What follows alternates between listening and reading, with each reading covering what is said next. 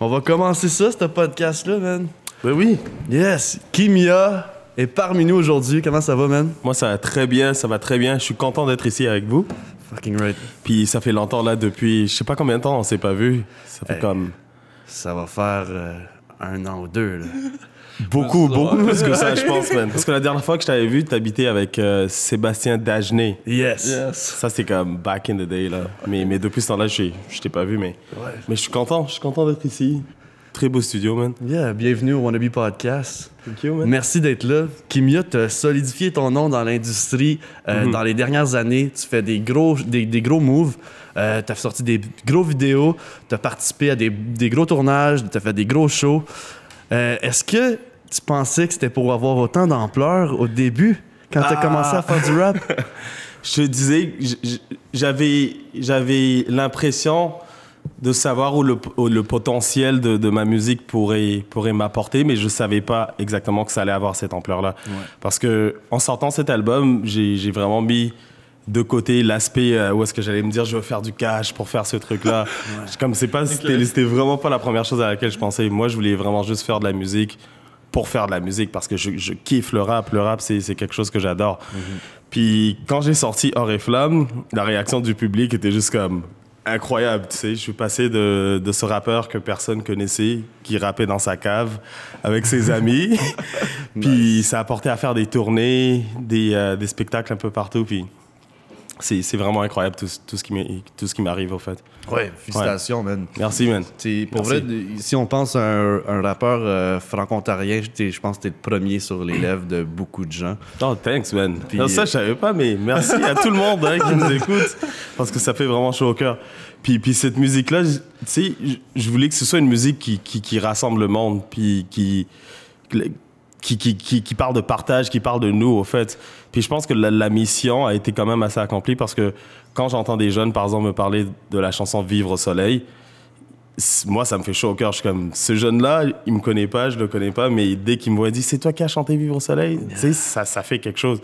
Et pour moi, je trouve que le fait d'avoir été capable de transmettre ce message et que les personnes sont capables de relate et de dire, OK, c'est peut-être mon histoire à moi aussi, je pense que c'est ça qui fait la différence entre le fait que ma musique fonctionne et ceux qui sont dans l'industrie du rap, surtout en Ontario, et qu'on connaît pas, tu vois. Ouais.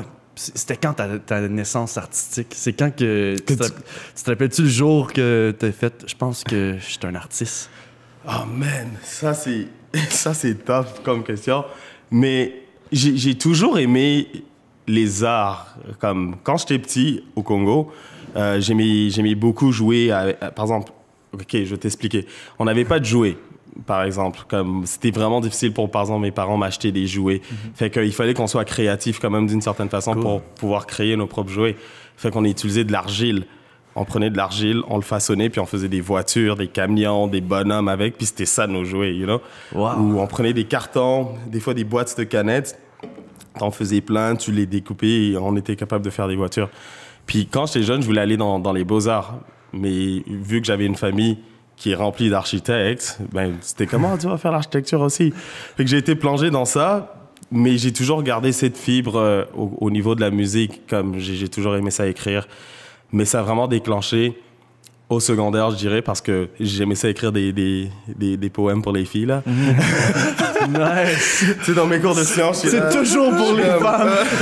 Qu'est-ce qu'on ferait pas pour les femmes? T'es-tu encore ces poèmes-là? Non. Comme si t'en aurais encore, je t'aurais dit, fais une vidéo, ce que tu fais, je les lire, puis comme ça doit être tellement humiliant, des fois. Throwback. Mais c'est ça que je faisais, j'écrivais des petits poèmes. Nice. Je te trouve belle, etc. Puis ça a devenu des poèmes qui se sont transformés en slam et qui par la suite se sont transformés en chansons puis en rap avec un flow. Puis à travers ça, je dirais que c'est vraiment à partir de 2013 que je me suis dit, tu sais quoi, je veux faire du rap.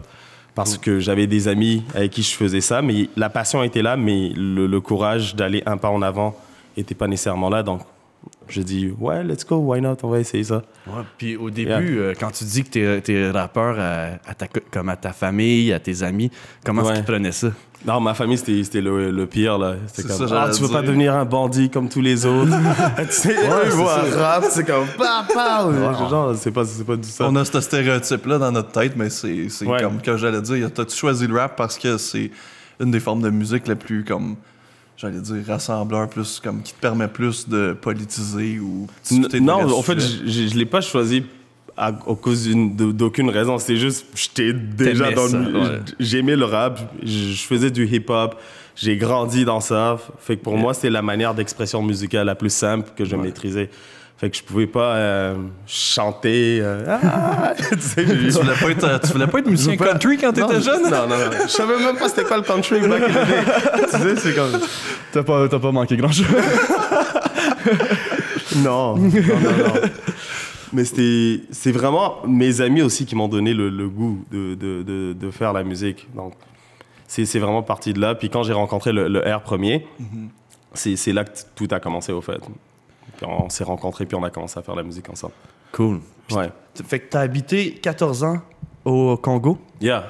Fait que t'étais 14 ans, puis pourquoi vous aviez décidé de déménager? C'est quoi qui est arrivé? C'était beaucoup plus pour les études, parce que l'espoir d'avoir une meilleure vie était pratiquement nul pour nous. Déjà qu'à l'époque, il y avait de la guerre. C'était en 98 qu'on a commencé les démarches pour venir ici au Canada. OK. Donc j'avais de la famille qui était déjà ici, puis on a fait un rassemblement de famille. Donc pour nous, c'était... Pour nos parents, c'était vraiment nous donner l'espoir d'avoir une meilleure vie et d'avoir une meilleure éducation et créer Kimia. Yeah. Kimia, ça vient de où? Kimia, ça signifie la paix, au fait. Ça signifie peace of mind en lingala puis en swahili. Cool. Puis quand on regarde le Kim, c'est pour Kimpila, qui est le nom de mon grand-père. Et t'as le Ya qui est pour Yannick. Yeah. Ensemble, ça fait Kimia. Et Kimia qui parle de paix, qui sont certains thèmes, certains messages dans mes chansons. Tu sais. Ouais, c'est cool ça, man. Je pensais que je le savais, mais j'avais pas la réponse complète. Sûrement que je te l'ai déjà expliqué. Ouais, quand même, sûrement que je te l'ai déjà expliqué. Pour le monde... Non. Fait que quand t'es arrivé ici à 14 ans, est-ce que t'avais le rap en toi? Est-ce que t'étais... Non, man. Moi, c'est comme découvre le Canada, man. Le McDo, il est où? First thing. C'est ça. Je veux des croquettes! Je veux tout goûter. C'est quoi un milkshake? You know, what is a milkshake?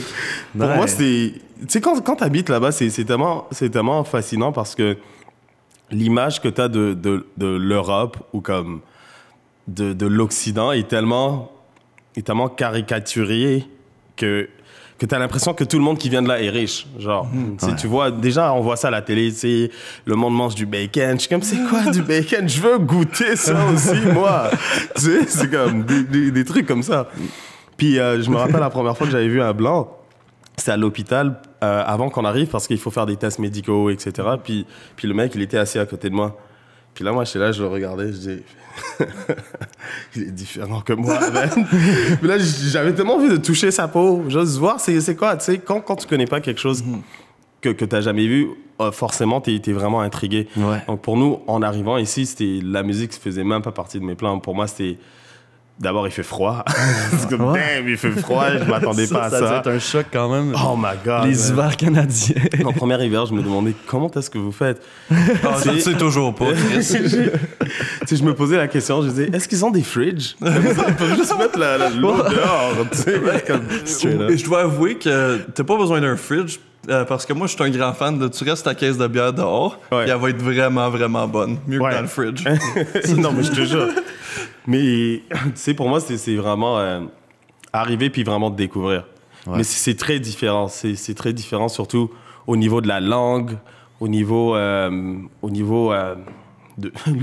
l'infrastructure est différent, man. Les bâtiments sont différents. Moi, qu'est-ce qui m'avait fait peur à l'aéroport? Les escalators. Ah oui? Automatique. Oh my God, man. J'arrive, j'ai ça avec ma valise, j'arrive devant l'escalator, je suis comme... T'as pas resté pris, là? Je suis comme, ah merde, comment je fais? So, j'essaie de monter, mais comme... J'étais on the wrong side. Non, j'étais on the good side, mais je comprenais pas le motion de juste te laisser aller, puis ça te fait monter, right? So, je suis monté, puis en débarquant, j'allais tomber. On a fait le coin. Il y a d'autres escalators. Je suis comme, mais pourquoi? Première journée au Canada. Wow. C'était quand même assez intense, man. Puis, comme après ça, la musique est rentrée dans ta vie à quel âge? C'était à partir de, je dirais, 19 ans.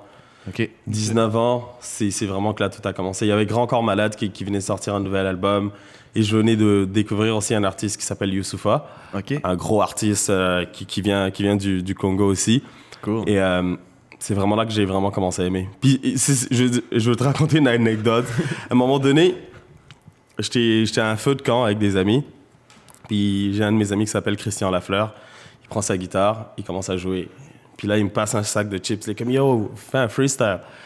Avec le sac de chips, je prends le sac de chips, je commence à lire les ingrédients. Je suis comme, yeah, patate, nanana. So, ça, c'était drôle, mais c'était devenu un rituel qu'à chaque fois qu'on se voyait, on jammait comme ça. Nice. Fait que, qu'est-ce que je savais pas, ça développait mes talents à freestyler. Et puis à un moment donné, j'utilisais plus les ingrédients. des ingrédients ou, tu sais, braser, brew, etc. Je Je lisais plus, puis j'essayais vraiment de créer un message et essayer de juste rimer, essayer d'avoir un flow, etc. Cool. Puis après ça, j'ai rencontré des personnes qui eux, faisaient déjà la musique, puis qui m'initiaient un peu à ça, mais j'étais un peu gêné à l'époque. J'étais comme, je sais pas si je veux chanter devant un micro, puis ils me forçaient tout le temps, tiens, on essaye. Puis à un moment donné, ça a juste commencé, j'étais plus gêné. Mais c'est vraiment à partir de 19 ans que ça a commencé. Puis le gros déclic, où est-ce que je me suis dit, peut-être que j'aimerais faire ça comme carrière, c'était à l'âge de 23 ans.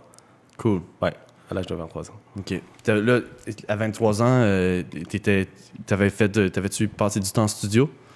J'avais jamais vraiment passé du temps en studio à l'époque. Genre, c'était vraiment avec mes amis quand on faisait des chillings, on mettait de la musique, on essayait de rapper, etc. Cool. Puis là, j'avais déménagé à Vancouver en 2014. Donc en 2014, j'ai déménagé à Vancouver pour travailler là-bas. OK. Puis Faire quoi, juste par curiosité? je travaillais pour le Conseil Jeunesse. C'est un organisme qui travaille avec les jeunes francophones de la Colombie-Britannique. C'est un peu comme l'équivalent de la FESFO en Ontario, genre. OK. Cool. Fait que là-bas, je travaillais là-bas avec les jeunes. J'étais chargé de projet. Fait que je travaillais avec différentes écoles en Colombie-Britannique. Puis là-bas, j'ai rencontré un gars qui m'a donné la chance de... au fait, le gars, il créait une comédie musicale, puis il faisait un spectacle pour la comédie musicale. Nice. Puis il y avait une place parce qu'il y avait quelqu'un qui devait rapper, mais la personne n'était pas disponible. Fait qu'il m'a demandé si je pouvais faire quelque chose. Je suis comme, yeah, for sure, première occasion. Ça s'appelait le festival... Non, pas festival. Le Jazz Club, quelque chose... je me rappelle pas. Jazz Club, quelque chose. OK. Donc du coup, c'était ma première expérience sur scène professionnellement avec des artistes bien établis plus que moi. Et j'avais juste ces petites lines à rapper. Puis j'étais là, j'étais comme, ouais, yeah. Nice. Puis en retournant, après cet événement-là, j'ai juste commencé à continuer à écrire. Puis à chaque occasion que j'avais l'occasion de prendre un micro, puis qu'il y avait un beat qui jouait, ben, je freestylais ou... je rappais qu'est-ce que j'avais écrit, même si je m'en foutais de qu'est-ce que les autres allaient dire, parce que j'aimais ça. Je suis comme, yo, check me out. Yeah. Je fais du rap, you know. Puis quand je suis revenu ici, c'est là que j'ai rencontré le R premier. Cool. Puis le R, c'est drôle comment est-ce que je l'ai rencontré, par exemple, parce que quand je suis arrivé, j'avais vraiment envie de faire de la musique. Là, c'était décidé. Je dis, soit je le fais seul, ou soit je le fais avec mes amis, mais ça avançait pas. Donc, j'étais à Toronto pour quand je travaillais à la FESFO. J'étais à Toronto pour je me rappelle pas, pour le 50e de l'Ontario, le 500e. En tout cas, l'affaire de francophonie, là. Il y en a tellement. On est très calé en histoire. Ouais, le 400e. Okay. Ça se peut. Okay. L'Ontario, c'est vieux, Chris. 300, 400, quoi de la différence? Je suis allé là-bas, puis j'ai vu sur la pochette qu'il jouait. Puis moi, je me suis dit, tu sais quand je rencontrais ce gars-là parce que j'avais déjà entendu sa musique. Puis j'ai dit, waouh, on a un artiste comme ça qui est aussi talentueux, qui est ici en Ontario. Puis j'ai accès à ça. Donc, je cherche un mentor. Donc moi, à l'époque, c'était même pas pour le faire professionnellement. C'est vraiment juste, je cherchais un mentor qui va me guider, puis m'aider à m'améliorer dans mon écriture, dans mon flow, etc. Fait que j'ai dit, je veux le voir à tout prix. Là, mon téléphone sonne. Il y a ma cousine qui me dit, oh, je sais que t'es à Toronto, ça fait longtemps que je t'ai pas vu. Je suis au centre-ville, on va manger. J'ai dit, OK. Je sors, je manque le spectacle, je reviens, il n'y a plus personne. Là, j'ai dit, oh my God. That's it, là, je n'ai jamais rencontré ce gars-là. Faut vraiment que t'aimes ta cousine, hein? Ouais, hein? Moi, j'aurais dit, tu sais quoi, ma calice? En plus, je m'étais décidé, j'ai dit, je m'en fous. Si il faut que j'aille backstage, je vais y aller. Tu lui dis, écoute, le McDo, c'est 24 heures, là, au pire, après. Mais tu vois comment la vie fait les choses en grand. Des fois, je trouve que les choses nous arrivent, puis on comprend pas pourquoi, mais ça arrive comme ça. Si c'était arrivé d'une autre manière, ça aurait pas fonctionné. Donc là, je retourne dans ma chambre d'hôtel, je suis découragé, j'arrive devant ma porte avec mon cousin. Puis là, je me retourne, le mec, il ouvre la porte juste en arrière de moi. Je dis, oh, yo, c'est toi que je cherche, man. Et comme, oh, t'es qui? Je dis, oh non, mon nom c'est Yannick, je fais du rap, nanana, si t'as 5 minutes, s'il te plaît, je peux te parler, je veux juste te montrer qu'est-ce que je fais, etc. Nice. Il dit, ok. Il dit, je reviens juste aller chercher des glaçons, là, parce que lui, il allait chercher des glaçons. Ah. Puis là, il dit, what the hell, c'est qui ce gars-là? Je retourne, je me peigne les cheveux, man. Je saute déodorant. J'arrive là-bas, je frappe à sa porte, il m'ouvre. On chill, on parle, je le fais écouter qu'est-ce que je faisais. Puis il m'a dit, ben, quand je retourne à Ottawa, on va se rencontrer, puis on va s'asseoir, puis on va commencer à écrire. Puis quand je suis revenu, on a juste commencé à passer du temps ensemble. Et du fil en aiguille. Ça a connecté aussi. Là. Ouais, ça a connecté. Comme on avait une bonne vibe les deux ensemble. Donc on se connectait beaucoup à ce niveau-là. Cool. Puis aujourd'hui, il est encore ton mentor? Aujourd'hui, on travaille toujours ensemble. Ouais. Donc beaucoup plus au niveau de la production puis au niveau du booking aussi. Donc c'est lui qui gère un peu ma carrière musicale, on pourrait dire en ce moment. Cool. Ouais.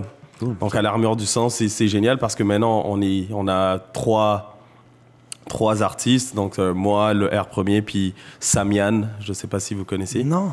Samian, c'est un très, très grand artiste qui vient de Montréal.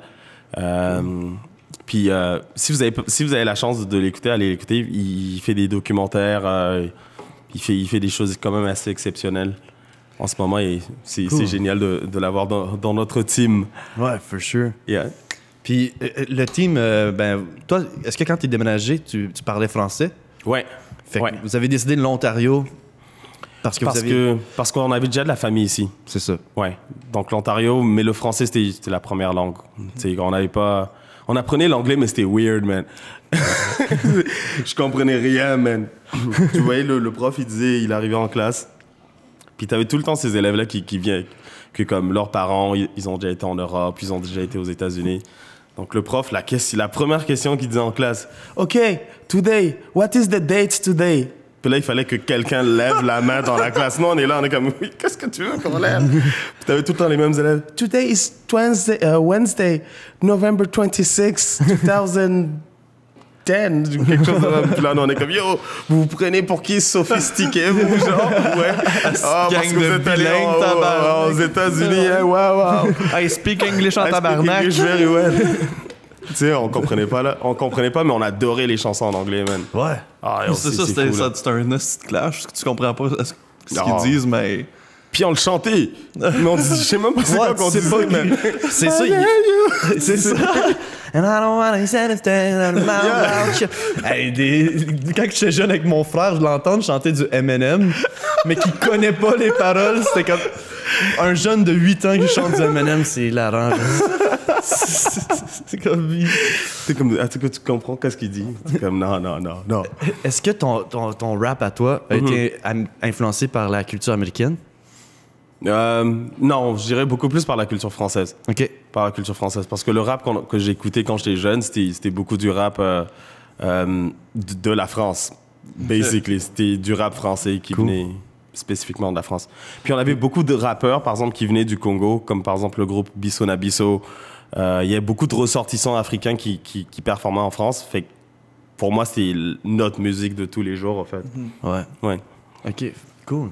Yeah, man. Ta façon d'écrire, l'écriture, comment t'écris, toi?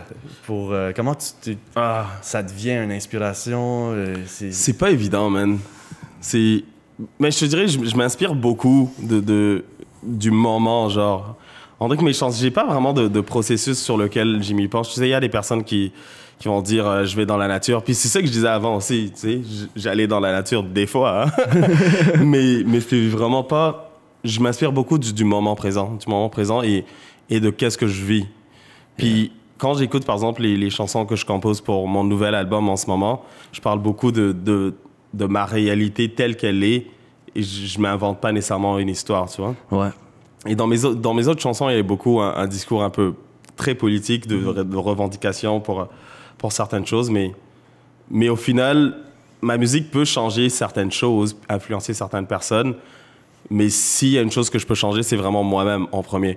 Et je pense que moi, en étant en meilleure santé, en étant une meilleure personne, en étant bien, ben ça se ressent aussi dans ma musique parce que ça se partage. Je ressens cet amour, ce vouloir de réussir ensemble, tu vois. Ce qui est nocif pour ta personne est nocif pour ton art. Puis ça devient que tes créations en mangent un coup si toi, t'es en train d'en manger un coup. Exactement. Puis c'est ça qui est dur aussi avec un artiste, de différencier l'humain et l'artiste des fois. C'est pas évident, man. Est-ce que... Moi, ça m'est déjà arrivé. Il y a du monde qui m'ont déjà aimé juste à cause que j'étais bien. Ouais, c'est sûr. Ça, c'est weird, quand le mieux que ça va dans ta carrière, le plus il faut que tu te méfies de gens qui sont juste là. Oh non, c'était ridicule. Il y a une meuf qui vient me voir. Elle me dit, ouais, tu me rappelles un artiste que j'ai vu en spectacle. Oh my God, il est tellement bon, il faut que tu l'écoutes. Son nom, c'est Kimia. Là, je regarde, j'ai dit, ah ouais. C'est drôle, ça! Je te jure. Non.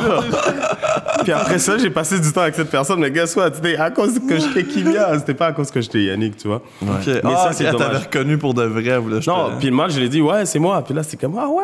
Encore plus vouloir être intéressé à ma personne. Mais au final, c'est pas quelqu'un avec qui tu... On se comprend. Ouais. Tu vas pas en présenter à ta mère. Non. Non. Pas quelque chose à réveiller sa main la nuit. C'est bon, man. Mais Asif, c'est tellement drôle que ça t'est arrivé, ça. Yo, je te jure, ça m'est arrivé, puis en même temps, ça m'a fait plaisir. Hein. Ben oui, c'est sûr. Je suis comme, ah, nice. Quelqu'un me reconnaît. Moi, j'allais fait comme. C'est-tu une joke? Oui, au début, je pensais qu'elle blaguait. Mais pas du tout, là. Elle est comme, ouais. Puis là, je lui ai dit, ah, c'est moi. Oh mon Dieu. J'ai dit, waouh, c'est génial d'avoir des. Moi, j'attends ce moment-là pour le podcast, mais ça va sûrement pas être une fille. Ça va être un monsieur barbu tatoué. Tu fous l'artiste de mon avis podcast. Comme, ouais. Tu veux-tu de la poudre? Non.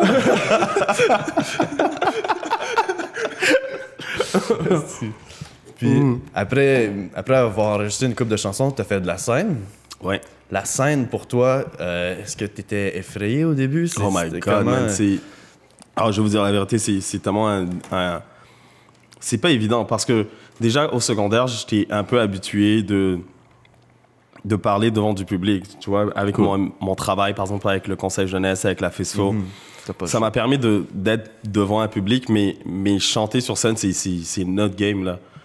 C'est notre game parce que, déjà, du côté technique, il faut que tu apprennes certains éléments. Tu sais, par exemple, tu as les moniteurs. Ouais. Oh, désolé. C'est la bière qui fait ça. Non, c'est de l'eau. C'est ça, c'est de l'eau.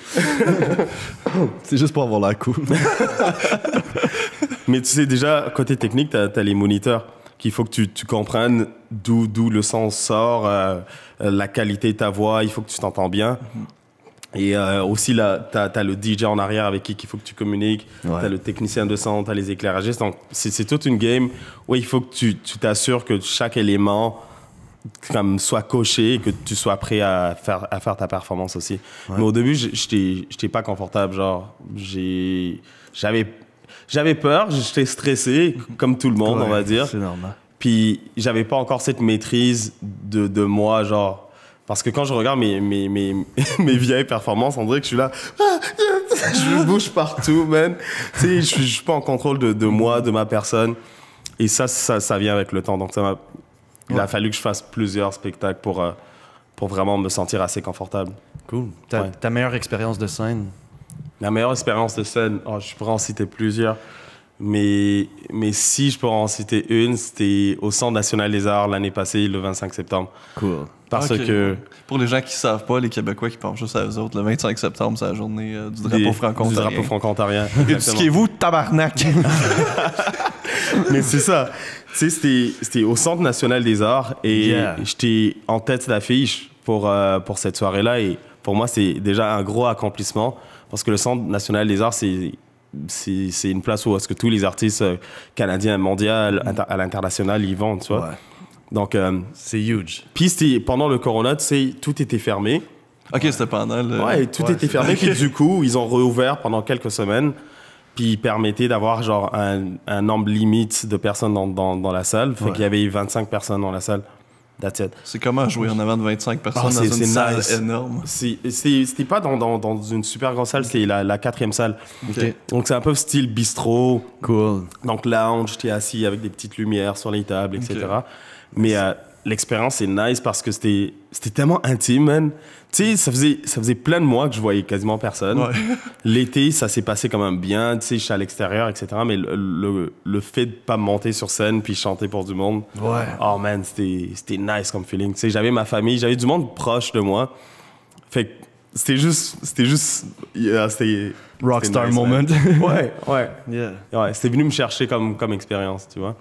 Ta pire expérience de scène maintenant. Ma pire.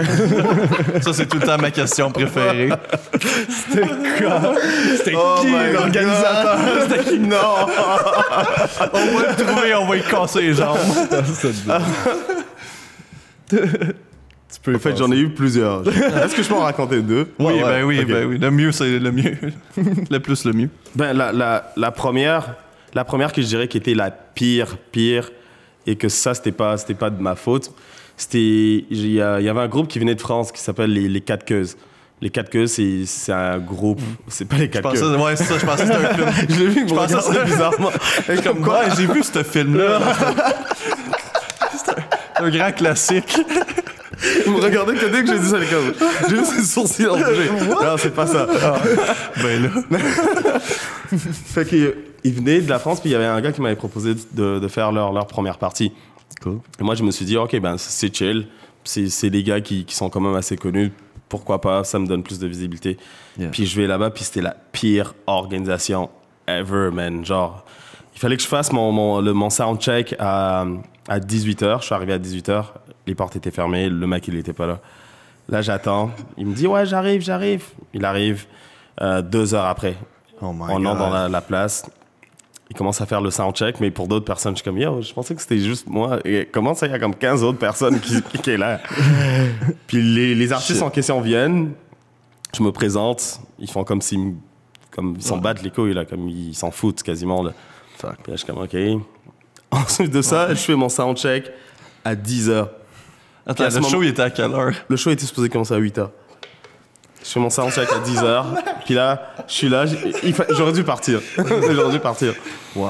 Puis, tu sais, j'attends. Je dis, tu sais quoi, je vais juste le faire. Je suis monté sur scène, j'ai fait une chanson, puis je suis parti.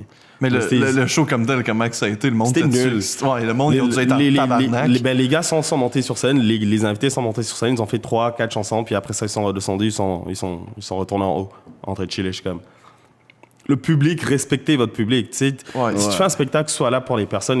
Et qu'est-ce que je trouve, la différence avec le travail qu'on fait de notre côté, c'est tout ce côté professionnalisme que les personnes comprennent pas. Ils me disent, Kimia, comment est-ce que ta musique fonctionne? C'est parce qu'on est quand même sérieux dans qu'est-ce qu'on fait. Tu vois? Quand on a des engagements, on les fait pour de vrai, puis on essaie de donner la meilleure qualité. Pas nécessairement parce que on a un contrat légal avec cette personne, mais c'est vraiment pour donner de meilleur de nous-mêmes et donner une bonne expérience aussi au public, tu sais. Exact. Le Comme- public qui est la raison pourquoi tu es là. Pour laquelle je suis là, tu sais. Ces personnes sont venues me voir pour une certaine raison. Mais Puis un On projet respecte mène à le un public. autre aussi. Fait que tu veux que tous tes projets t'es fassent à 100%. exactement. Puis ça crée aussi des bonnes connexions puis des bonnes relations de travail Exact. avec les personnes. So, là, la deuxième expérience, il fallait que je fasse un show. Je vais pas dire c'était où, là. Il fallait que je fasse un show, puis c'est pour ça que je me suis dit, à chaque fois que j'ai un spectacle, je veux pas boire. J'ai bu une bière, puis là, c'est devenu 2 bières, 3 bières, 4 bières. Puis là, mon DJ m'appelle, il me dit, Kimia, t'es où? Je dis, j'arrive. Moi, j'arrive, je suis en train de transpirer. De l'alcool. L'alcool qui fume. J'entre dans la pièce, tout le monde est là. Il dit, ah ouais, ça va, ouais. Tu sais que le gars est plus là. Le gars est pas là. Mais il y a plein de monde que je connais dans l'industrie qui sont là. Non. Puis là, je suis là, c'est mon tour. Oh, Kimia. Tout le monde applaudit. Je vais en arrière, j'ouvre une bière, je la cale. J'arrive en avant. J'arrive en avant. En désastre total. Je suis là. Ouais, vivre au soleil. Je commence à chanter bizarrement. Mon DJ me regarde.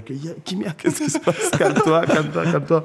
Donc, du coup, depuis cette journée-là, je me suis dit que quand je fais un spectacle, je préfère célébrer après si c'est pas mieux qu'avant. Puis c'est drôle parce qu'après ça, j'ai même refait l'expérience de juste prendre une bière, puis ça me fait pas. On dirait que on dirait que je suis moins concentré. On dirait que je sais pas, c'est juste bizarre. Ouais. Mais si c'est pas pour toi, c'est... Non. Maintenant, on a un nouveau rituel avec DJ Scorpion, donc on fait quelques pompes. Nice. Avant le spectacle. On se donne un spectacle, on fait une petite prière, puis ensuite de ça, on commence le show. Ouais. Cool. Mais t'as été aussi découverte Gala Trilor. Ça, c'était comment? Oh my God, insane. Insane comme expérience. Gala des prix Trior, découverte de l'année au Canada, c'était incroyable. J'ai tellement pleuré quand j'ai reçu le truc, parce que pour moi, c'était un accomplissement de beaucoup de choses. D'abord, quand j'ai sorti cet album, c'était d'abord parce que ça allait pas bien. Il y avait plein de choses qui se passaient pas bien dans ma vie, puis j'avais besoin d'extérioriser tout ce qui allait pas bien dans ma vie. Et pour les personnes qui m'entourent, pour ma famille, mes parents, etc., je pense que c'était un moment où est-ce que je me suis dit il fallait que je leur rende fier d'une certaine façon. Et nice. Le Trior, c'était vraiment ça qui est venu confirmer le tout, au fait. Ouais, c'est valorisant. C'était une belle expérience, ouais. Puis d'être reconnu aussi à la scène, au niveau de la scène nationale, pour moi, c'est juste génial de voir que l'industrie respecte qu'est-ce que je fais. Ouais. Et qui m'inclut dans cette communauté d'artistes qui est la nôtre, tu vois. Yeah. Vraiment, man. C'était l'année aussi, c'était comme l'année du rap. Je pense qu'Yao et tout, il avait gagné une coupe de prix. Ouais, tu sais, c'était cool. Puis en tant qu'artiste noir aussi, je suis fier parce que il y a pas beaucoup d'artistes noirs qui ont eu des triors depuis que les triors existent. Ouais. Donc, pour moi, c'est aussi pour ma communauté que je le faisais. Je disais, on a gagné. C'est pour nous. C'est beaucoup plus familial, j'estime. C'est beaucoup plus comme rassembleur. On a gagné. Oui, ouais, c'était vraiment plus on a gagné que j'ai gagné. Tu sais, oui, c'est moi qui a gagné le prix en tant que Kimia, mais il y a beaucoup de personnes qui ont travaillé en arrière que personne connaît. Tu sais, il y a les personnes avec qui j'ai travaillé pour mixer le son, les heures de travail que j'ai mis, les journées que j'ai pas dormi pour préparer tous ces spectacles, la tournée qu'on a fait. C'est juste beaucoup de travail, puis il y a beaucoup de personnes impliquées en arrière. Ouais. C'était bien entouré. Fait que t'as un bon cercle. Quand même. Mais c'est très facile aussi, je trouve, de se perdre dans cette industrie. Parce que, par exemple, si on prend par exemple Gatineau, Ottawa, il y a tellement de rappeurs, il y a tellement de jeunes talents, mais il n'y en a pas beaucoup qui arrivent sur la scène musicale francophone qu'on connaît aujourd'hui. Et moi, la question que je me suis toujours posée, c'est pourquoi? C'est pas parce qu'il y a un manque de talent, est-ce que c'est un manque de connexion? Je sais pas. Du côté du Québec, je sais pas. Du côté du Québec, c'est difficile. C'est difficile. On revoit souvent les mêmes personnes sur les mêmes plateformes, etc. Fait que je sais pas si on donne la place vraiment à ces nouveaux artistes de pouvoir se découvrir. Ouais, mais des fois, c'est des grosses questions. Pour un artiste underground, c'est dur de faire le lien ou la transition pour se rendre aux professionnels. Tu sais, c'est difficile tu sais, la salle que tu as été, le Centre national des arts, c'est super big, là. Puis, comment tu as fait? Quand est-ce que... sûrement que le R premier t'a aidé beaucoup avec des rencontres, depuis le début, au fait, j'ai commencé avec Rond-Point. Donc, Rond-Point avec la PCM, qui est quand même une plateforme incroyable pour les artistes. Donc, pour les artistes qui veulent commencer à faire la musique en Ontario, Rond-Point, ce serait peut-être la meilleure place pour commencer parce que ça donne des formations pour devenir artiste professionnel. Donc, pendant plusieurs mois, j'avais des formations avec, par exemple, Emmanuel Gass, un gros artiste au Québec. Ça doit être tellement intéressant, ces formations-là. Là. Puis à la fin, t'as la chance de gagner des prix pour aller avoir d'autres formations. Par exemple, moi, j'avais gagné le prix pour aller au Festival international de la chanson de Granby. Puis ensuite de ça, j'avais d'autres formations, je me rappelle pas où. Nice. J'ai gagné une place au Festival franco-ontarien. Donc, puis ensuite de ça, t'as accès aux médias en même temps. Donc, pour moi, je me suis dit, OK, vu que j'ai cette scène, I'm gonna do it all. Yeah. I'm gonna do it. Puis je me rappelle toujours la journée on avait fait le dernier spectacle pour Rond-Point. J'étais dans la salle, je faisais mon soundcheck, puis il y a du monde qui entrait dans la salle, puis je faisais mon soundcheck, puis je regardais juste comme... On dirait que le monde kiffe pas qu'est-ce que je fais. Est-ce que c'est parce que c'est du rap? Tu sais, les personnes qui étaient autour de moi, c'est des musiciens, ils jouent des instruments, ils chantent, ils ont des voix. Puis là, moi, je doutais un peu. Puis ça m'a rendu en colère. J'ai dit, tu sais quoi? I'm gonna show you all, like, what I'm worth. Juste avec ma voix, puis mes paroles, puis mon intonation, la manière dont je dis les mots, vous allez le ressentir. Puis je suis monté sur scène, puis j'ai tout donné, man. Nice. Puis à la fin, j'ai gagné comme plein de prix. J'étais comme, damn, this is sick. Mais c'est vraiment de là que tout a commencé. Tu sais, là, de plus en plus, après avoir fait le Festival international de Granby, ça t'ouvre déjà beaucoup de portes. Ouais. Ton nom commence à circuler, le Festival franco-ontarien. Ensuite de ça, j'ai fait Contact Ontario. Ouais. Contact Ontario, encore plus de public. Je suis allé en Des tournée. diffuseurs. Des diffuseurs. Je suis allé en tournée, puis de fil en aiguille, émission de télé. Tu sais, j'ai fait un documentaire avec Balade. Ah oui? Puis c'est un documentaire autobiographie de moi. Cool. Puis ça, c'est mon rêve depuis que je suis tout petit. Je me suis toujours dit, ce serait cool un jour faire un documentaire sur ma vie, sur qui je suis. Puis ça s'est réalisé. J'étais comme, waouh! C'était comment avoir une... je sais pas c'était quel type de documentaire. Est-ce qu'il suivait jour en jour? Non, mais c'était vraiment... c'était un style genre d'où est-ce que je viens, comment est-ce que j'ai commencé à faire la musique, où est-ce que j'habite, qui m'entoure. Ensuite de ça, une performance qu'on avait enregistrée en live à Toronto. Puis ensuite de ça, ma famille, mes amis, puis mon futur, genre, qu'est-ce que je vois dans le futur. Nice. Je veux voir ça, man. Ah, c'est sur TV5 Uni. OK, ouais, je connais. C'est Balade. Puis ça, c'est une bonne expérience. Tu sais, c'est marqué dans la mémoire. Ouais. Je suis comme, damn! Genre, fait, quand t'étais petit cul, tu t'imaginais-tu être au point où t'avais-tu un documentaire sur toi, où t'étais Non, sur des grandes scènes? Moi, quand j'étais petit, je voulais juste être à la télé. J'étais comme... Surtout quand je suis arrivé ici. Mon première entrevue avec Radio-Canada, c'était... Je marchais dans le centre Rideau, puis il y a une madame qui faisait les infos, elle m'a stoppé. Elle dit, comment c'est le mois de l'histoire des Noirs? Qu'est-ce que t'en penses? Je suis comme... Wow! Tu sais, j'étais super... Je suis même pas maquillé, là. Puis là, je sors quelque chose de banal.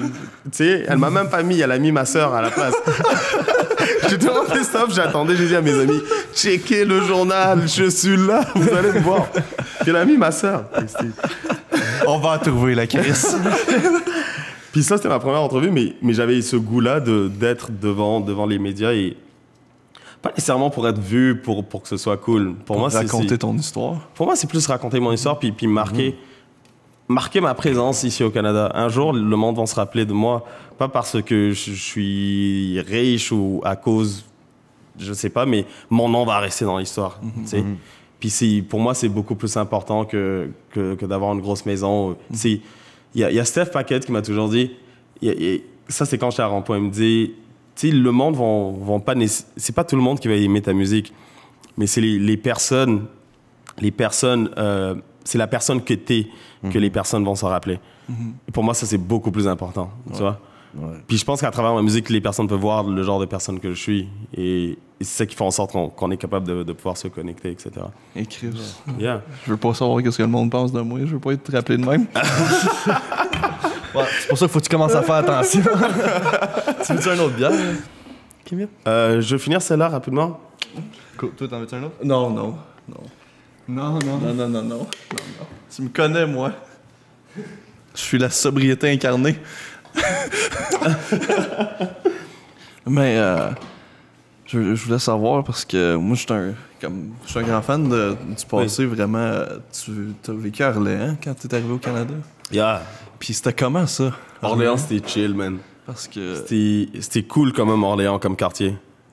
Parce que quand je suis arrivé, on habitait à Russell, proche de... ah oui, Russell. Proche de Franco-Cité. OK. Ouais. Puis je suis allé à Franco-Cité chez ma première année. Donc on a fait Franco-Cité deuxième semestre de ma 9e année. OK. Puis ensuite de ça, j'ai déménagé à Orléans. Mais Orléans, c'était... Au début, c'était difficile, man. Parce qu'il faisait... C'était pendant l'hiver, man. Frank Lieber, man. J'ai eu des mauvais souvenirs avec ce truc-là. J'habitais juste à la limite où est-ce que les autobus arrêtaient. Oh non. Pour prendre les élèves. Fait que j'avais demandé pour prendre l'autobus, ils me disaient non, c'est trop loin. Mais moi, je viens d'arriver, je suis comme yo, tu veux pas marcher? T'as-tu vu la neige, les glaçons dehors? I'm not gonna do this. Je vais geler dehors. Puis à l'époque, il n'y avait pas de GPS vraiment comme avec des téléphones cellulaires. Ouais. Donc moi, pour aller à l'école, je prenais le chemin le plus lent. Un peu, genre, on va dire que l'école est là. Moi, je faisais tout le tour, puis je revenais comme ça. Marcher là pendant l'hiver. Puis il y a un de mes profs, un des animateurs, un des anciens animateurs culturels à Béatrice Desloges, Martin Laporte. Vous connaissez Martin Laporte? Ouais. Donc Martin Laporte, il habitait à côté, puis il m'a vu, il me dit, qu'est-ce que tu fais, man? L'école, c'est par là-bas, man. Puis depuis ce temps-là, j'ai découvert un autre chemin, puis c'était comme tellement rapide, ça me prenait genre 25 minutes, 30 minutes de l'autre côté, ça me prenait 10-15 minutes. Oh my God. Yeah, pendant tout l'hiver. Mais c'était un bon quartier, puis j'ai connu beaucoup de personnes là-bas, c'est quand même nice Orléans. Ouais, je connais bien du monde, puis c'est tout le temps le fun. Ouais. Mais toi, tu viens de Bourgette. Ouais. C'est comment là-bas? C'est un petit village, mais tu sais, j'aime ça. Moi, je suis pas un gars de ville. Ouais. J'aime ça, moi, la paix. J'aime pas entendre des chars le soir, tout ça. Fait que, tu sais, là-bas, t'as la paix. Tu sais, il y a le mythe qu'on connaît tout le monde. C'est peut-être juste moi qui est antisocial, mais je connais pas grand monde. Je suis Mais juste... tout le monde te connaît. Ouais. C'est ça. Tu connais pas tout le monde, mais tout le monde te C'est ça qui est weird de ces villages-là, c'est que tout le monde connaît mon père, parce qu'il vient de là. Fait que là, c'est tout le temps, t'es le fils à... Là, je suis comme, t'es qui, toi, tabarnak? Ça, c'est dangereux, là. C'est comme, on a vu ton fils. C'est comme, personne te connaît, là. Mais moi, qu'est-ce qui m'a toujours fait rire, c'est dans les petits villages, on dirait qu'il y a une vibe weird des fois, man. Moi, j'arrive dans des petits villages, puis tout le monde se sent comme... Surtout quand, par exemple, quand j'allais au Témiscamingue. Et tabarnak. J'allais là-bas, puis... Quand j'arrivais, c'est comme une célébration quasiment. C'est comme, waouh, c'est le seul, man. C'est ça. Il est ici, il est avec nous. Puis je trouve ça génial en même temps parce que je trouve la curiosité des personnes, des fois, peut paraître comme si c'est gênant ou dérangeant parce que tu viens d'un autre pays, parce que t'es d'une différente race, t'es d'une différente couleur, etc. Mais moi, qu'est-ce que j'ai trouvé génial avec ces personnes-là, c'est... Je voyais que c'était honnête, vraiment, comme ils étaient vraiment intrigués parce qu'il n'y avait pas de noirs dans leur village. C'est pas de la méchanceté, c'est de la curiosité. Le gars m'a dit, t'es le best noir que j'ai vu. T'en as vu combien, man? Je suis comme, what? How many? Nous autres, à Bourgette, on avait un. Ouais. Ouais. Mais c'était fou parce que il était honnête, le gars, je le voyais dans ses yeux, tu vois, il était chaud, là. Ils ont juste des fois une certaine maladresse. Oui, une certaine maladresse d'adresser le sujet, là, mais c'était beau de voir ça. Puis les partages que j'ai eus avec ces personnes, c'est quand même assez incroyable. C'est ça qui est nice, tu sais, quand tu visites des petits villages, il y a l'histoire, il y a juste les gens que tu rencontres. C'est ça que j'aime, tu sais, tu peux apprendre surtout des petits villages éloignés comme dans le nord du Québec. Comme je suis allé à Sudbury l'été passé, puis tu sais, tous les petits villages. J'ai arrêté à Deep River, j'ai arrêté, tu sais, en dessous. C'est tellement nice. Juste, tu vas au dépanneur, le monde sont tellement accueillants. Puis c'est juste le fun de rencontrer tout le monde. Puis dans certains villages, c'est comme « You're not from around here. » Je sais. We don't like your kind here. C'est ça. Moi, j'ai pas ce problème-là. Je blend in plus facilement. Là. Mais t'as-tu eu des moments qu'il y a eu des gens qui ont été racistes envers moi? Oh man, à Gatineau, man. À Gatineau, c'était quand même assez intense. Ça, t'imagines que ce serait pas à Gatineau comme... Moi, j'aurais... Oh non, à Gatineau, à l'époque, il y avait beaucoup comme... Il y avait beaucoup de...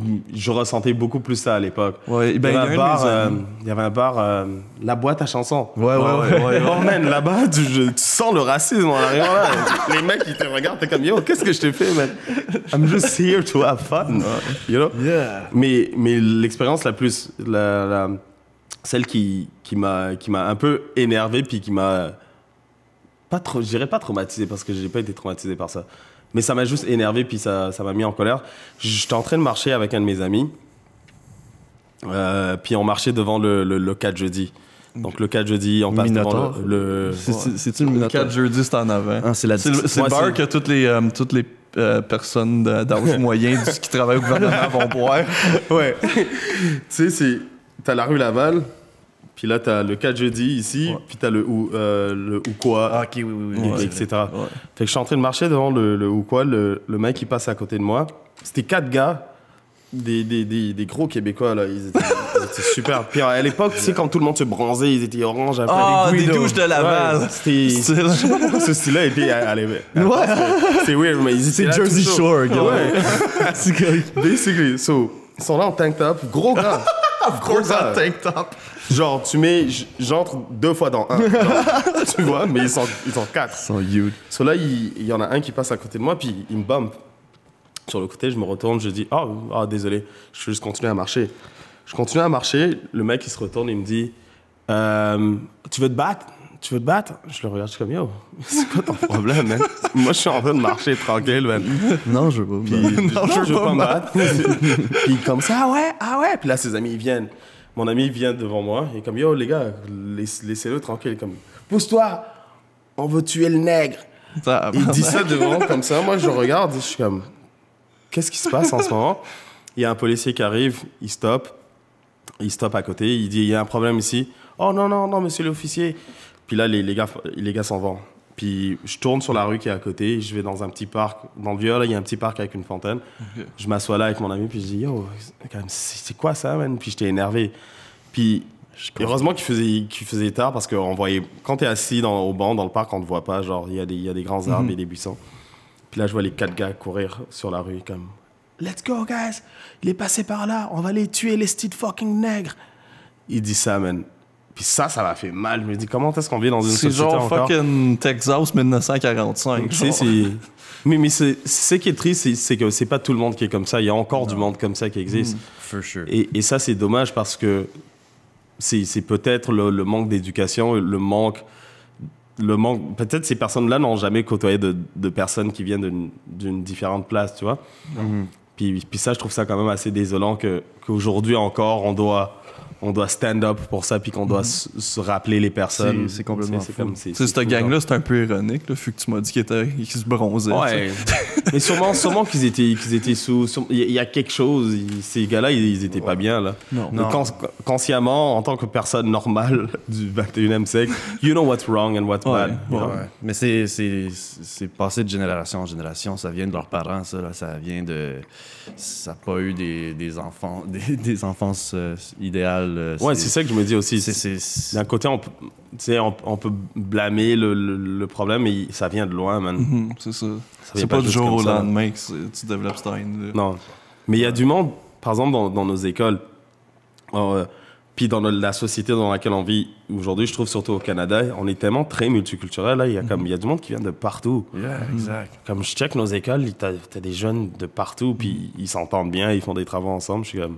That's how it's supposed to be, man. C'est ça que quand, tu sais, Orléans, c'est ça, c'est très multiculturel, tu sais. Orléans? Non. C'est quoi tu veux dire? Il y a des Arabes. À l'époque, on n'était pas beaucoup à l'école. On n'était pas beaucoup à l'école, non. OK. Je me trompe. Pas beaucoup à l'école. Écoute, mais moi, je viens de Bourgette. S'il y en a 2, c'est beaucoup, là. Ouais, c'est quelque chose que moi j'ai pas vécu du tout, puis je suis comme... Ouais, tu sais, tout à l'heure quand on était dans l'auto, quand je t'ai demandé si tu t'es déjà senti blanc quelque part, mais ça c'est tu te sens comme ça quand t'es dans un endroit où est-ce qu'il y a personne d'autre qui te ressemble. Je te jure que si tu vas au Congo demain matin, tu vas être comme waouh, tu vas te sentir, il y a cet inconfort du regard. En même temps, c'est pas méchant parce que les personnes se questionnent, c'est comme c'est qui. Ben c'est comme quand j'étais allé au Japon, c'est ça. C'était pas. Premièrement, je les voyais toutes parce que j'étais très grand. C'est ça. Yeah. C'est juste c'est de la curiosité, puis c'est juste. T'sais, on était un petit village que comme les habitants de ce village-là, ils ont peut-être vu 2 blancs dans leur vie. Là. Ah ouais. Wow. Mais t'es allé faire quoi là-bas? C'était un voyage juste pour le fun. J'ai toujours été fasciné par la culture. Là. J'ai tout le temps aimé le stock japonais, surtout le cinéma, animé, tout ça. Puis c'était comme c'est un paradis. Puis la culture, c'est des années. Puis t'as fait combien de temps là-bas?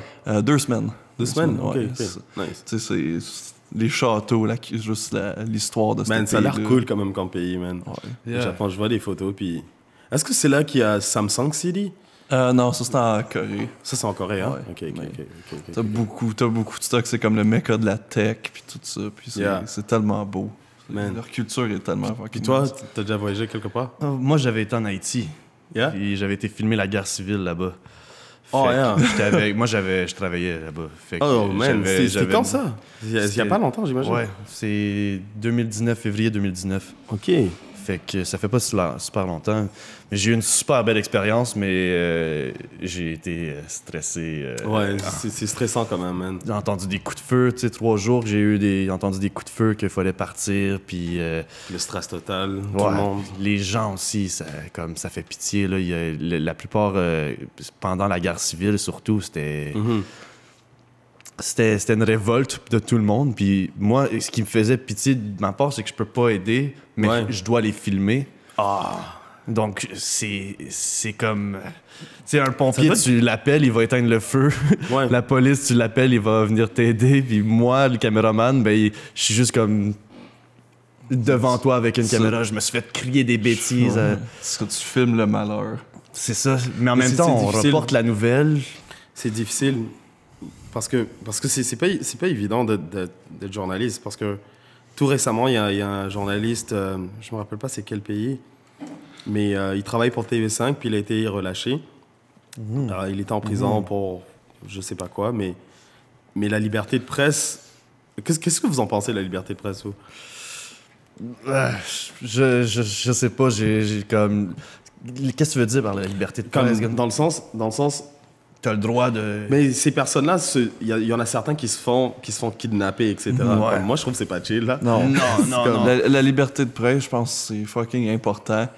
C'est juste... Il y a certains coins où ce que tu dois te méfier. Puis Ouais. il y a pas tout le monde qui pense comme nous autres qui pensent que la liberté de presse est important. Puis c'est juste... Écoute, c'est comme... je sais qu'au Mexique... dans les places qu'il y a des cartels, c'est très commun que des journalistes fassent kidnapper. Ouais. Tu sais, c'est brave des journalistes d'aller là. Moi, je trouve ça quand même insane comme travail, man. Ouais. Tu sais, je sais pas, j'adore Radio-Canada, là. Yeah. Si vous écoutez. Eux aussi, ils t'aiment beaucoup. Je sais pas, j'adore Radio-Canada, mais les documentaires qu'ils font, des fois, c'est ouf. Puis tu les vois, ces journalistes-là, aller dans le front. Tu sais, t'as pendant une guerre, t'as des explosions, puis ces gars-là sont là pour nous donner de l'information. Moi, je trouve ça juste courageux comme travail. Céline Galipo, c'est probablement une Céline Galipo, idoles moi en aussi. journalisme. Oh my God. Elle a des couilles en béton, Oh cette my God, femme-là. elle est solide comme personne, man. C'est une personne que je respecte beaucoup, Moi, man. j'avais travaillé avec Félix Séguin. Je sais pas Félix si tu connais. Séguin, non, je Il connais fait pas. JE en ce moment. C'est lui qui anime l'émission, mais il a fait tellement de choses. Il a voyagé partout. Il a été... il est vraiment cool. La première fois que je suis live à la télé, quand je t'arrive en Haïti, Oui. pendant le live, on entend des coups de feu. Tu vois comme du monde en arrière. Les polices débarquent avec comme un... Ils sont dans un pick-up, là, genre dans la boîte. Ils sont comme 6 avec des mitraillettes. Puis on avait un guide là-bas, haïtien, qui nous dit faut partir. Mais moi, je dis à mes parents, écoutez le live, je vais être live à la TVA à 6 h. Eux, ils voient ça comme c'est toi qui filmes. Oh my God! Puis là, t'entends juste Félix, c'est comme faut partir parce que c'est trop dangereux. Puis là, ma mère était comme à la sienne m'appeler. Mon fils, t'es-tu correct? Oh my God, yo, ça c'est une anecdote. Ben, toi, tu l'avais su 2 jours avant que tu partais. Ouais, ça Ta aussi. mère a pas eu le temps de dire au revoir. Je l'ai su une journée avant. T'as su une journée avant de partir? Ouais. Mon patron m'a dit tu veux-tu aller là-bas? Il me monte une vidéo. Puis c'était. Là, j'ai fait. OK. Laisse-moi fumer une smoke. Puis appeler ma maman. Mais ça, c'est courageux quand même. Hein. Tu sais, t'es comme, OK, yeah, let's go. On va aller voir c'est quoi qui se passe. Mais là-bas. pour elle, ça a été une super belle expérience. J'ai Ouais. adoré mon expérience. Là. C'est- Puis en même temps, tu vois vraiment comment les personnes vivent là-bas, man. Ben, il y a un gars sur YouTube que j'adore. Il a fait une série où il visitait de nombreux pays en Afrique, comme Rwanda, puis le plus petit, pas le plus petit. En tout cas, Je sais pas, il y a Togo peut-être. ouais, Un petit pays. des pays comme Je ça, sais pas. puis comme c'est fou. C'est juste un culture shock pour nous autres, là. Tu sais, mais c'est tellement c'est fascinant de voir la culture là-bas, puis tu sais, c'est juste c'est un peu dommage quand c'est des pays comme quand il a été, il y avait encore l'Ebola. Oh ouais. Tu sais qu'on parle pas assez, ça existe encore. C'est juste Comme chez nous au Congo en ce moment, je pense qu'il y a une autre épisode d'Ebola qui est en train de ouais, se passer c'est en ben ce c'est moment, ça, le tu gars sais. il est allé au Congo, tu sais, Ah en ouais. 2019, puis c'était tu Tu sais, dans 2019, ils disaient c'est weird, ils portent des masques, puis tout ça. Puis là, en 2020, on vit. C'est désolant quand que, comme. À cause que c'est pas ici, le progrès scientifique est beaucoup moins. Tu sais, il y a des gens qui checkent pour des vaccins, mais on s'entend que c'est rien comparé. 100%. Puis je pense que l'Afrique, c'est le futur Eldorado parce que ici, il y a tellement de choses qui se sont passées. Il y a tellement. Ben, il y a quand même. Le Canada a une histoire quand même courte quand on regarde l'histoire de tous les autres pays. Ouais. Comme on est quand même un pays très, très jeune. Mais je pense que l'Afrique, en général, elle a tellement une histoire riche et que ça va être le futur, où est-ce que le monde va vouloir y aller, man. Parce qu'il y a tellement de choses à faire. Tellement de ressources, c'est tellement beau. Puis même pour les Africains, je trouve que les Africains, les pays africains devraient d'abord eux-mêmes commencer à investir comme dans leur propre pays, qu'à la place d'aller emprunter tout le temps de l'argent à des pays européens, et occidentaux, etc. Puis surtout avoir la connaissance technique pour faire les choses.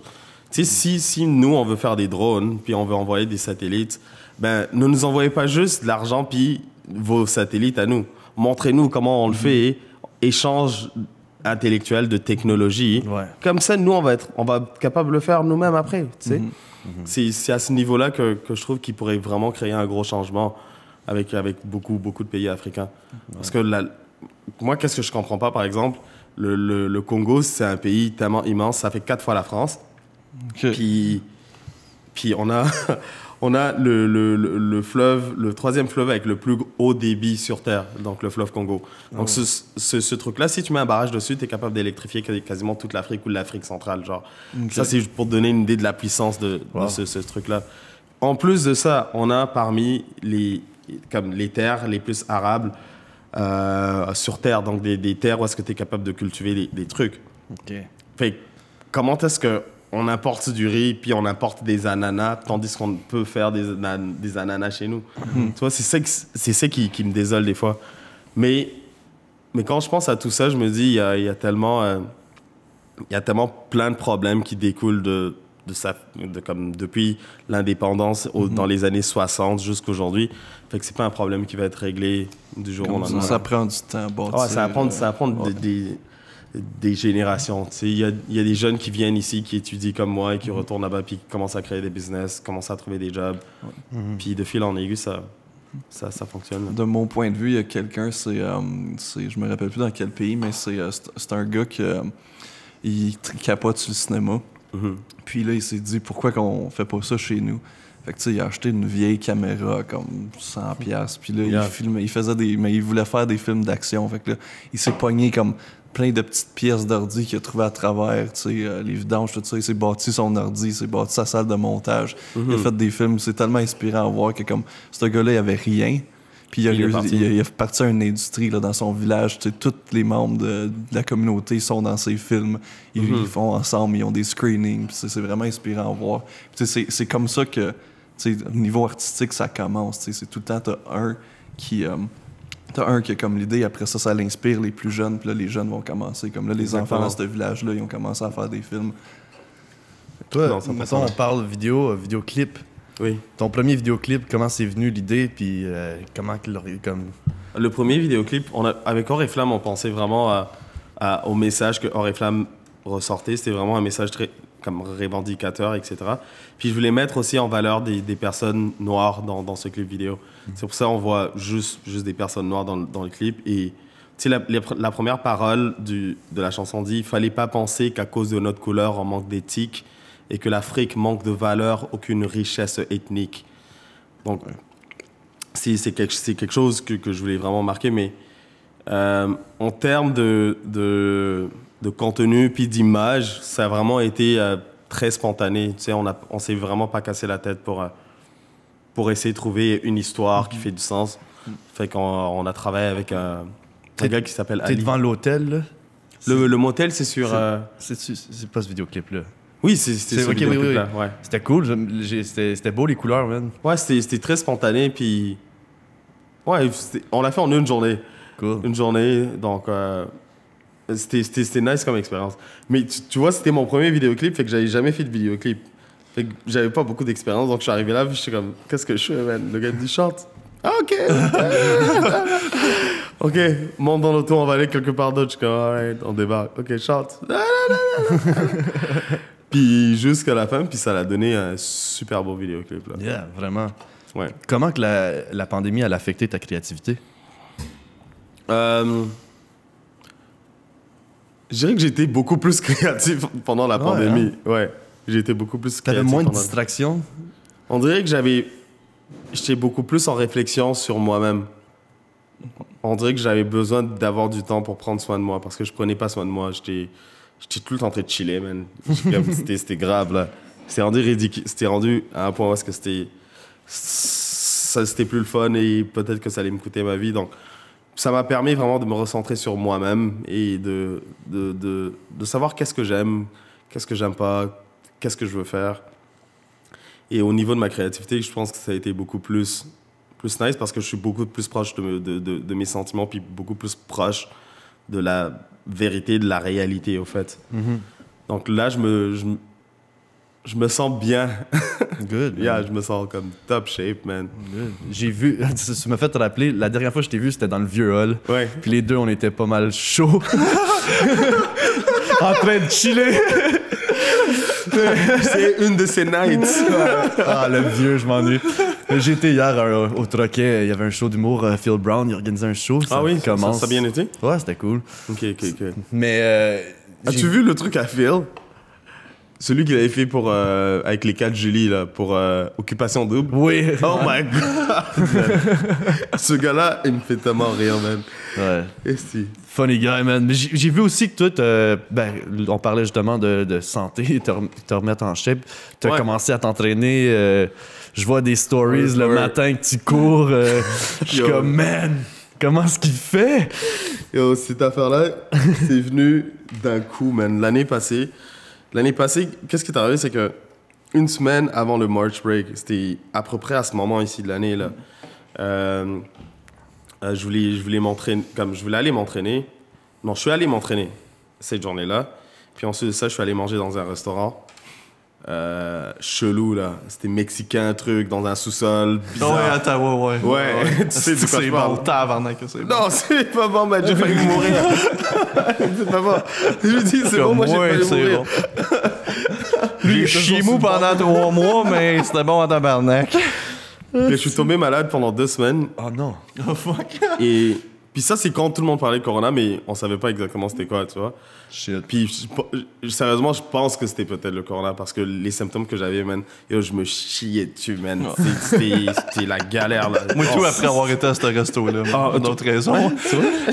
Je vais utiliser ça dans le teaser, ça commence comme ça. Je me chiais dessus. Mais c'était intense. J'ai jamais été malade comme ça. Ouais, mais pendant 2 semaines, c'est quand tu dors, puis t'es comme... Ouais. Ah non. Est-ce que je pète ou je pète pas? C'est comme tu t'hésites. Puis j'avais de la fièvre à un moment donné. J'avais peur de fermer mes yeux pour dormir parce que je pensais que j'allais plus être capable de respirer pendant mon sommeil. C'est tellement à ce point-là que c'était bad. Oh my. Ouais. Sûrement ça. Puis T'as-tu pris des médicaments? T'as-tu été voir un médecin?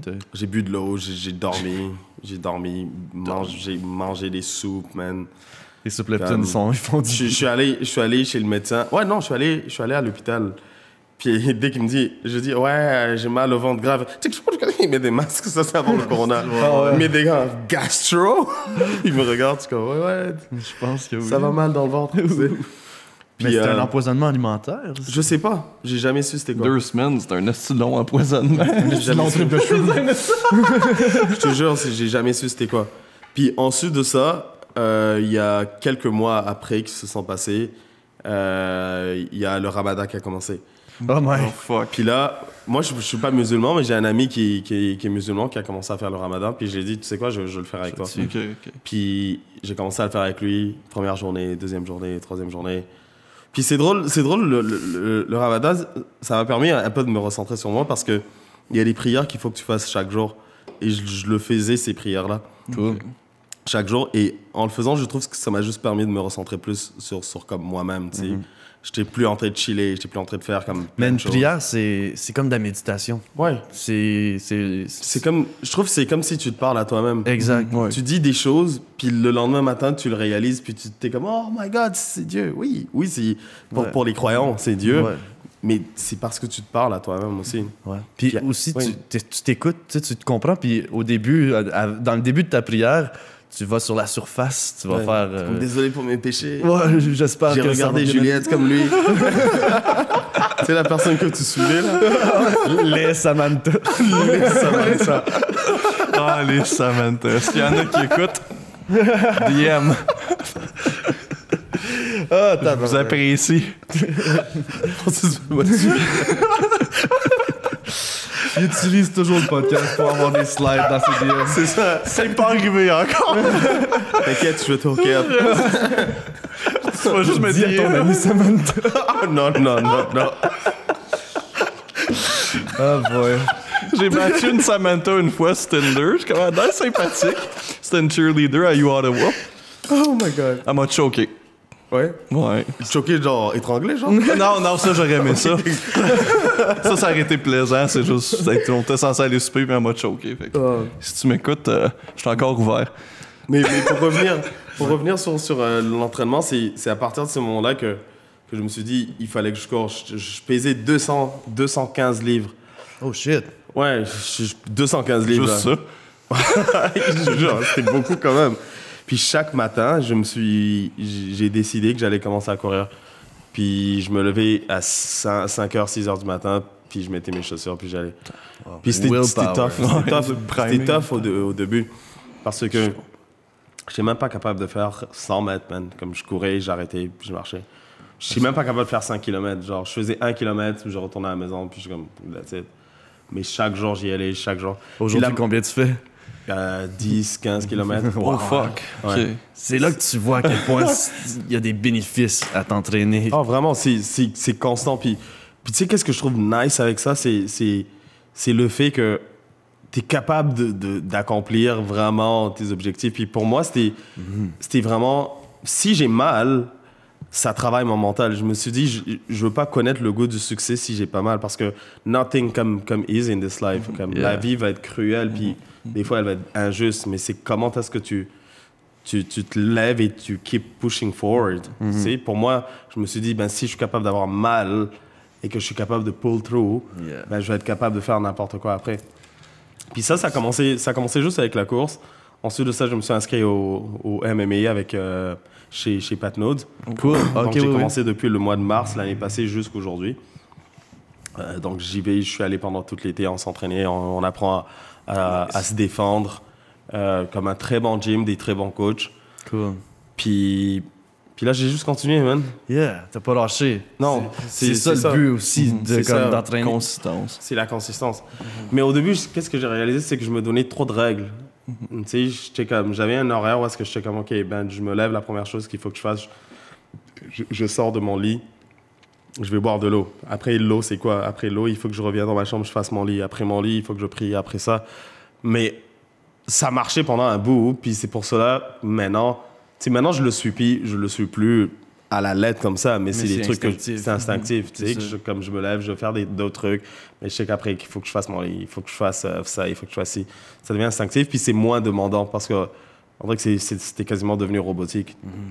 Puis les ton jours. matin est tellement important aussi pour Ça avoir fait une bonne toute journée. différence, man. Si Ça tu fait regardes toute pas ton différence. cell, tu lâches ton cell, tu vas ouais. t'entraîner, tu passes du temps avec toi, avec Dieu. Puis ça, c'est. Tu sais, c'est. Je trouve que c'est insane la façon... Je sais pas si le monde le réalise, mais moi, je sous-estime pas ça parce que les premières choses que tu fais le matin déterminent vraiment comment est-ce que ta journée va être, man. Et tabarnak. J'ai commencé souvent en patate. Ouais, moi tout. Ouais. Oh non, mais juste le fait de prendre ton cell, man, c'est comme...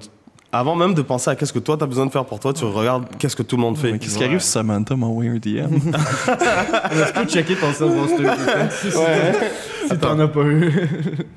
Je vais lui dire. I got your back. Mais est-ce que t'avais comme c'est quoi ta relation avec les réseaux sociaux? L'année passée, j'étais chaud avec Instagram. Je sais pas pourquoi. je voulais devenir influenceur, man. L'été passé, j'étais comme, ouais, prenez-moi en photo. Mais j'avais besoin de faire ça parce que avant, je postais des trucs juste pour mes trucs professionnels, etc. Mais cet été, je me suis vraiment amusé. Et je pourrais dire que c'était comme le meilleur été que j'ai eu. Genre. Nice. Puis ça m'a permis aussi d'apprendre à connaître mieux mes médias sociaux, surtout Instagram. Donc là, je faisais beaucoup plus de stories, donc ma vie de tous les jours. C'est important de montrer cette personne-là. Ouais, parce que je suis humain à tout prix. C'est pas comme ces personnes qui me voient comme Kimia, dont on ne parlera pas ce soir. Tu vois? Mais c'est génial. C'est nice comme expérience, man. Vraiment cool. Puis, fait que toi, dans le fond, comme t'aimes Instagram, t'aimes YouTube, t'aimes... Ouais, j'aime... Juste avec modération. C'est des bons outils. Juste avec modération. Ouais. Après cet été, j'avais quand même beaucoup de choses à partager parce que j'étais très actif. Comme je courais chaque matin. Je pense que c'était l'été passé. J'ai vu quasiment tous les levées du soleil à partir du mois de juillet jusqu'à la fin de l'année. Ça, c'était nice. Puis c'est fou de voir comment est-ce que la nature change. Et ça m'a fait beaucoup plus apprécier la région dans laquelle on vit. Donc, Ottawa-Gatineau, tu sais, quand tu traverses le pont au musée de l'Histoire, des fois, tu as des couchers de soleil insane, genre comme la marina. Oui. Puis ça m'a permis d'apprécier vraiment où est-ce que je vis, puis d'apprécier la nature. Yeah. Et en même temps, tu sais, j'avais quelque chose à faire. Fait que pour les médias sociaux, je faisais quelque chose. Yeah. Tu sais, en ce moment, il n'y a pas grand-chose qui se passe, donc c'est difficile de poster juste des trucs. Je trouve que le monde poste des trucs juste parce qu'ils ont besoin de poster. Ce réflexe-là, je sais pas c'est quoi, mais c'est comme, m'as-tu vu, j'ai envie de poster, je veux que le monde sache qu'est-ce que je fais. Ouais. Puis c'est rendu aussi qu'une semaine sur Internet, c'est quasiment un mois. Fait que la vie passe vite, les gens oublient vite. Fait que si tu veux rester présent sur le web, il faut quasiment que tu sois constant. Ouais. Puis, mais là, si tu poses du contenu de marde... non, mais c'est ça, comme des fois, t'as du monde qui vont commencer à... Tellement t'as rien à faire, tu commences à penser à poster des trucs. Moi, j'ai posté un truc, puis je l'ai deleté après. J'étais comme, what the hell? J'avais posté un arc-en-ciel à l'envers, puis je suis comme, ça n'a pas bien été. C'est comme... T'es comme, what? Pourquoi j'ai fait ça? Pourquoi j'ai fait ça? Après ça, mon ami m'a écrit, Yannick, es-tu correct? J'ai deleté le post, tu vois? J'avais rien à faire. Mais je trouve que... Moi aussi, des fois, je publie quelque chose, puis là, je fume un peu de weed, puis là, je regarde ce que j'ai publié, puis là, je suis comme... Pourquoi j'ai fait ça? J'ai posté ça, mais non! Là, tu le deletes après directement. Là. Tu le deletes après, là. T'as plus envie. Oh, petite question pour terminer, là. Ah oui. Oh, ouais. On va runner out de tape. Elle roule ça encore? Je suis fermé à peu près à 1 heure. Ça fait combien de temps? Ça fait 1h15. OK. Ouais? OK, on peut continuer à notre 2 heures. Ouais, c'est les caméras, ils vont pas tenir 2 heures. Je voulais savoir, Kimia, c'est quoi qu'est-ce qu'on te souhaite pour les prochaines 5 années? Pour les prochaines 5 années, d'abord, mon prochain album sur lequel je suis en train de travailler en ce moment, ça fait plusieurs fois que je dis dans les médias, ouais, je veux sortir quelque chose cette année. Sérieusement, je travaillais dessus, mais les circonstances de la vie font en sorte que l'inspiration, la vibe n'était pas nécessairement là. Et aussi, surtout que j'ai pas envie de faire les choses comme tout le monde, tu sais. La musique qu'on écoute ces derniers temps, elle est bonne, elle plaît à certaines personnes, mais pour ma part, je veux être différent. Et j'avais besoin du temps vraiment... Comme j'ai dit tout à l'heure, le fait d'avoir pris le temps d'apprendre à me connaître et d'apprendre qu'est-ce que je veux, ça me permet de sortir du contenu que j'aime et du contenu... Que tu vas être fier. Ouais, que je suis fier. Tu sais, j'ai 30 ans. Cette année, j'aurai 31 ans. Je peux pas rapper Gucci Gang, fusil, là. Tu sais, c'est pas moi. Ouais. Tandis que si on est t'es capable de faire je dirais pas du rap de rue, mais du rap authentique, sans pour autant aller dans la vulgarité, sans pour autant aller dans les clichés. Dans des clichés qui sont pas propres à moi, tu sais.